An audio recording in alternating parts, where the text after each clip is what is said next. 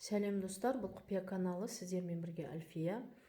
Достар, қазір өте керемет техникамен бөліскелі отырмын. Бұл техниканы кімдерге жасауға болады? Бұл техниканы басыңызға қайғы қасірет, беда дейміз ғой, беда. Қайғы қасірет тап болсаңыз, қайғы қасіретке басыңызда бір жаман, неприятный жағдай болған жағдайда, және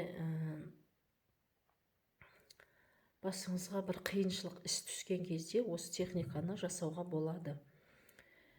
Ол үшін бізге осындай тиындер керек, номиналом 5 дейміз. 5 теңгеліктер болу керек. Яғни Қазақстанның тиынында тек 5 теңгелік пен 50 теңгелік бар. Сондықтан 5 теңгеден бастау керек. 3 тиын қажет бізге.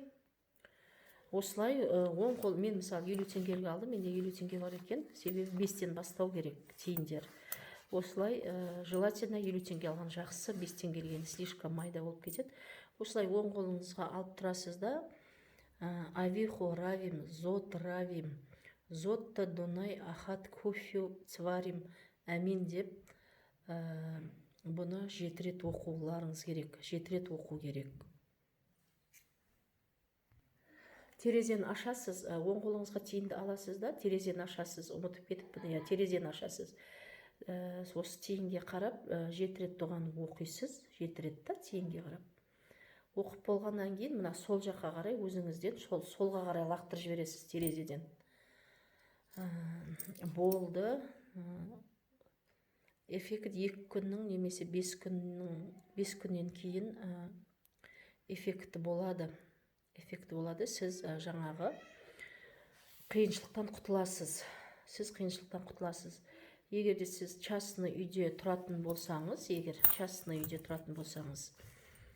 үйде тұратын болсаңыз, онда терезені ашып, үйіңізден забордан ары қарай, жолға қарай шашып жіберуге болады, сол жаққа қарай. Әйтеуір сізден бұл тиын кету керек. Өзіңіздің территорияңызға емес, басқа жаққа лақтыруға тырысу керек.